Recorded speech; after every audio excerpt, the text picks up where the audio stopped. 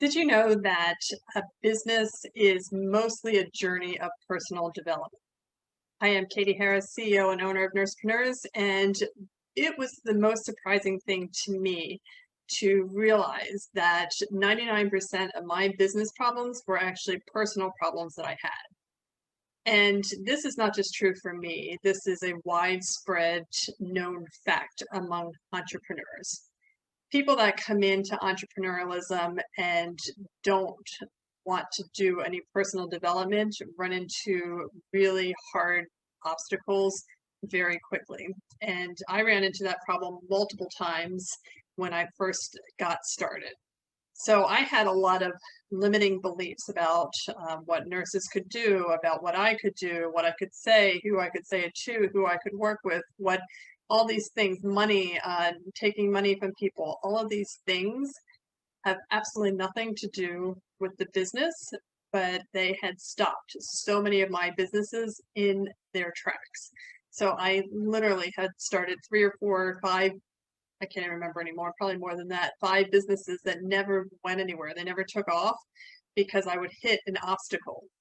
And for me, most of the time, that obstacle was some sort of marketing. So I was happy to like tweak the business and, play with the website, come up with services, do all this packaging, do the design on everything. This was fun. And this was a hobby, really. It was a hobby of mine, was to put businesses together. But when it came time to, okay, well, I can't tweak this website anymore. I actually have to tell people that there's a business here. That's where it all fell apart.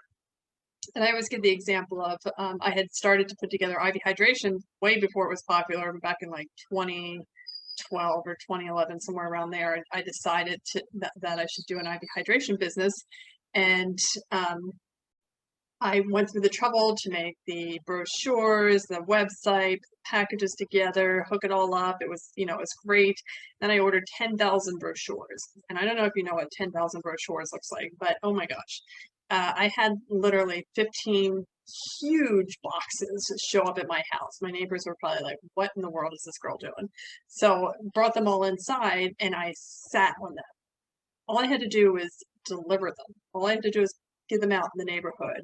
And I could not bring myself to do it. So that's not a business problem. That's a personal problem. What was it that I found so overwhelming that I couldn't do it, right? And part of it was the fear that somebody might actually call me and want IV hydration, which is, again, that's not a business problem, that is a personal problem. So when I started NursePreneurs, I hit a roadblock pretty quickly with my idea of what nurses could do and what nurses couldn't do, or what I could do as a nurse and that kind of stuff. And I had to go through a lot of self-reflection.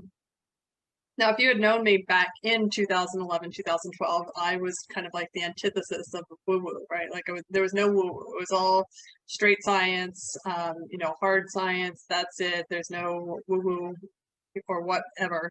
And so the idea of going on personal journeys or self-development, really ranked very low with me, and I just kind of frowned upon it. Another limiting belief, but it ended up that this business itself, the NursePreneurs, I remember my brother one day said, "Oh, I wonder how long you're going to do NursePreneurs until you give it up." And this comment really irked me. Really bothered me. I'm like, what a jerk thing to say, right? Like, when are you gonna give this up?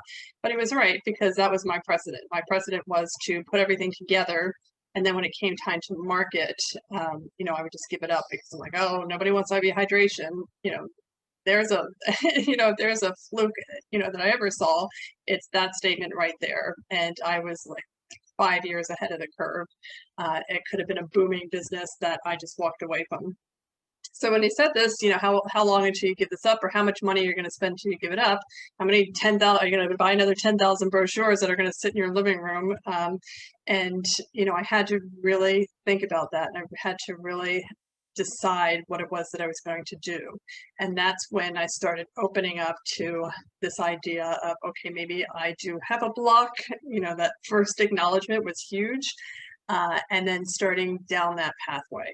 And to this day, like years later, it's still an evolution.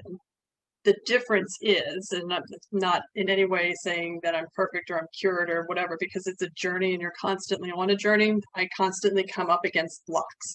I constantly come up against obstacles that I still have to get over. The difference today than it was 5 or even 10 years ago is that I'm open and I recognize that the block is 99% of the time a personal block, and then I have to work through a personal issue in order to keep moving in the business. All right, so whether it's leadership style or your ability to interact with people or to market, take money from people, none of this stuff is a business problem. That's not, I mean, the business has no problem taking money from people, right? I have my issues. I have my own money story. I have my own ideas of what this is worth or what that's worth. And that's irrelevant in the business. In the business, everything's black and white. I introduce all the obstacles based on my experience and what I know and how I know it.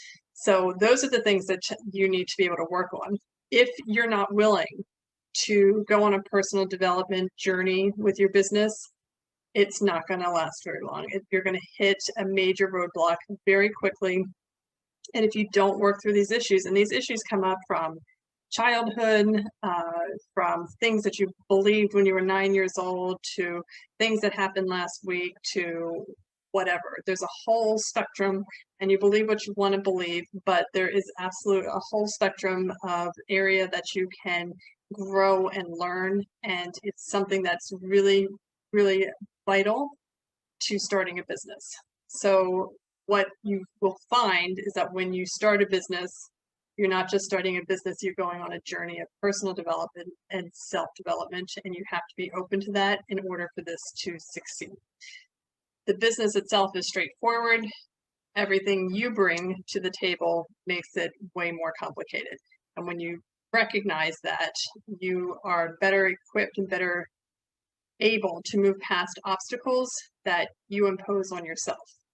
A lot of this can be helped with the introduction of a mentor or coach into your program, so into your business, which people don't want to do when they first get started because it's expensive, right? It's expensive to hire a coach to help you. But if you don't, the first roadblock you come up against, if you're not open to the self-development avenue, and you don't have anybody to bounce ideas off of, that could be your first and your last obstacle. So be very, very cognizant of that, and just know that before you start your business, that you're going to need to go on this journey and you have to be open to it. So be prepared. It's an exciting journey. There's this roller coaster of feelings and emotions. It's ups and downs. You're late at one moment. Next thing I know, I can't sleep because I'm worried about paying my staff, or I have to fire somebody, or I need to hire somebody and I can't find anybody. It's this kind of like love-hate relationship that you constantly have. And then it's this constant evolution of you as a person that you need to be willing to go on. I hope that helps. If you guys have questions, put some comments in the thread. I'm happy to answer any and all questions that you have, especially pertaining to self-development and personal development. And I look forward to seeing what you do.